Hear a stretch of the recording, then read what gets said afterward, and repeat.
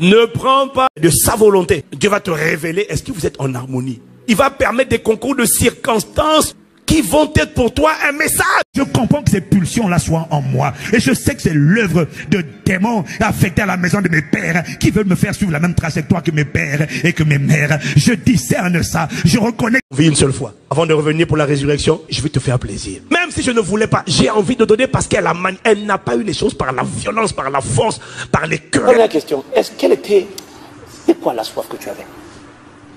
Est-ce que c'était fuir le célibat? Poli. On épouse quelqu'un parce qu'on partage les mêmes rêves, les mêmes aspirations, le même feu, les mêmes convictions, les mêmes valeurs, les mêmes vertus.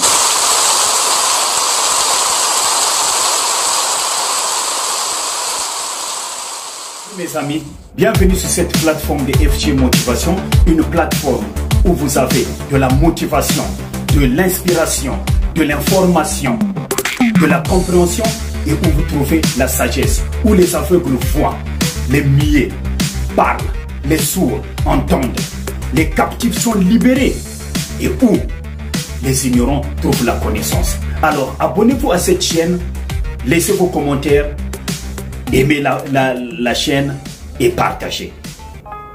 J'étais vierge quand j'ai rencontré une femme qui avait 2 enfants. Après quelques jours de relation, elle m'a proposé le mariage. Quelque chose que je ne pouvais pas penser, mais subitement, j'ai commencé à y penser.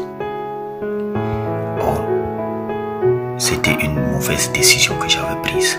J'ai épousé la fille après une année de relation. Au début, les choses allaient bien. Jusqu'au jour où j'ai découvert que c'était pas la femme de ma vie. J'avais regretté. Pour quel but, pour quelle raison j'avais pris cette décision. La femme était rebelle. Elle était dominatrice. Elle voulait prendre la possession de toutes les choses. Elle voulait dominer sur tout. Toutes les décisions de la maison, c'est elle qui devrait prendre. Et ne voulait pas laisser aucune place pour le mari. Malheureusement, elle aussi, n'ayant pas la connaissance de la parole de Dieu, qui dit que femmes, soumettez-vous à vos maris. Et ne cherchons pas à respecter la parole de Dieu. Tous les vœux qu'elle avait faits, elle les a complètement détruits. Et moi aussi de mon côté, j'étais complètement découragé. Je pensais qu'au divorce. Tout ce que je pensais, c'était le divorce. Mais nous avons continué quand même dans cette lancée. Et il y avait beaucoup de problèmes dans le foyer. Des petits problèmes provoquaient des blessures, des insultes, des complications. Après une année, une petite fille, une belle petite fille nous est née. Elle était tellement belle que je l'avais beaucoup aimée dès le premier jour. Et jusqu'à présent, je l'aime toujours. Ma fille bien-aimée. Après 5 ans de mariage, elle a décidé de me quitter. D'elle-même, comme elle avait déjà fait avec les autres hommes, elle a décidé de me quitter. J'ai essayé de forcer de faire une nouvelle vie par moi-même. C'était tellement compliqué parce que j'ai grandi dans une atmosphère où je respecte beaucoup le mariage. Et pour moi, le fait que j'avais signé qu'il fallait que je puisse rester avec elle jusqu'à la fin de ma vie était une expérience très importante.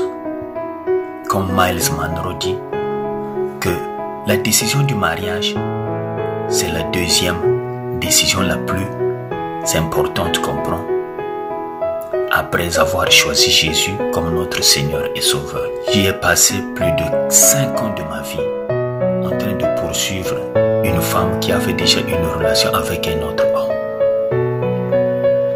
Et je le faisais plus pour ma fille parce que je voulais pas que ma fille puisse rester sans papa. Alors, j'étais dans une autre ville et je partais à plus de 4 heures de vol, tout juste pour aller voir ma fille et chercher de négocier avec sa maman si tout ira bien. Mais malheureusement, aucune bonne réponse n'est arrivée.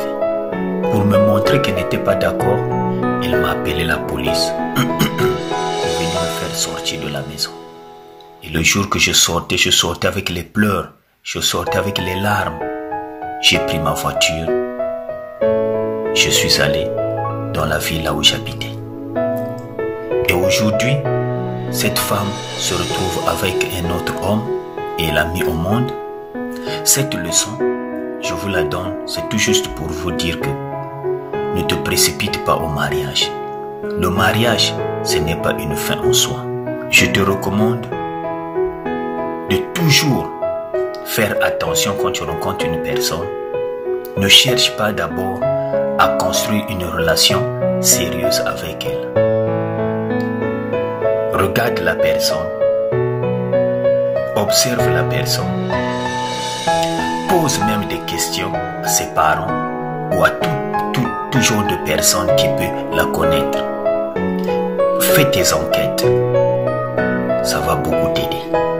Ne te précipite pas au mariage, car le mariage n'est pas une fin en soi. Et tu dois savoir, c'est que le mariage, c'est la première institution que Dieu a créée. Le mariage vaut le respect. Le mariage vaut l'honneur. Honore le mariage, tu seras béni. Et les bénédictions ce ne sont pas seulement tes propres bénédictions, mais c'est aussi les bénédictions de tes enfants, de ta descendance. À bientôt.